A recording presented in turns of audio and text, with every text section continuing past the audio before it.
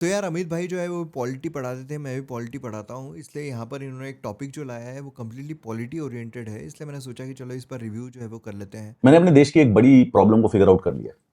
जब तक बहुत बड़ी प्रॉब्लम को फिगर आउट कर लिया है, क्या बात है, चलिए। देश का प्रधानमंत्री पॉलिटिकल और इलेक्शन रैलियों में पार्टिसिपेट करता रहेगा, तब तक हमारा देश कभी भी ग्रो नहीं कर सकता, तब तक हमारा देश कभी भी विश्व गुरु नहीं बन सकता।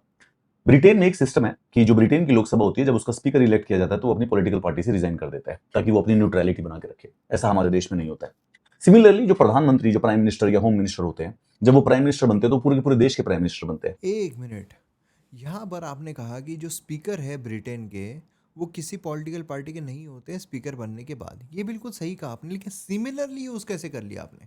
क्योंकि सिमिलरली बिल्कुल भी यहाँ पर अप्लाई नहीं होता है, क्योंकि वहाँ पर भी जो प्राइम मिनिस्टर है वो किसी पॉलिटिकल पार्टी के होते हैं और हमारे यहाँ पर भी जो प्राइम मिनिस्टर है किसी पॉलिटिकल पार्टी के होते हैं, एज पर द कॉन्स्टिट्यूशन होते हैं। तो यहाँ पर आप ये मान रहे हो कि हाँ हमारे कॉन्स्टिट्यूशन में चेंजेस लाने की ज़रूरत है कि हमारे जो प्राइम मिनिस्टर है उन्होंने किसी पॉलिटिकल पार्टी का नहीं रहना चाहिए, उन्होंने प्राइम मिनिस्टर जो पॉलिटिकल पार्टी है उससे राजीनामा देना चाहिए, ये आप मान रहे हो?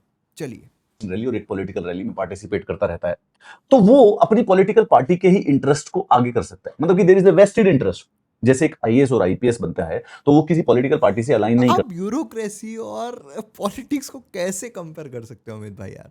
मतलब ब्यूरोक्रेसी ऐसी है कि जहाँ पर किसी पॉलिटिकल पार्टी का लेना देना नहीं है, यहाँ पर जो प्राइम मिनिस्टर है वो पॉलिटिकल पार्टी का लीडर, पता है ना आपको कौन बनता है प्राइम मिनिस्टर? और यहाँ पर अगर आप ये कह रहे हो कि उसका वेस्टेड इंटरेस्ट नहीं रहना चाहिए कहीं भी वो बाहर जा रहा है, तो मतलब आप समर्थन कर रहे हो वन नेशन वन इलेक्शन का। सिमिलरली जब एक आदमी प्रधानमंत्री बन जाए तो उसको अपना पॉलिटिकल पार्टी से रिलेशन नहीं होना चाहिए। क्यों? क्योंकि theoretically speaking political party only represents certain interest of the country, 30%, 40%, 50%।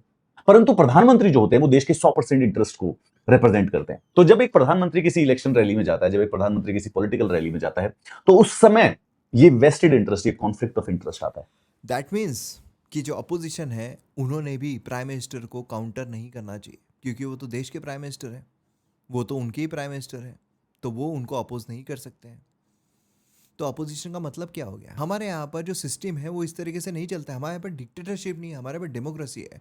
Democracy का मतलब यह है कि हमारे यहाँ पर एक पॉलिटिकल पार्टी का प्राइम मिनिस्टर बनता है और जो अपोजिशन है वो उनको काउंटर करते हैं, उनको अकाउंटेबल ठहराते हैं। And that is the reason why we cannot have the best democracy possible.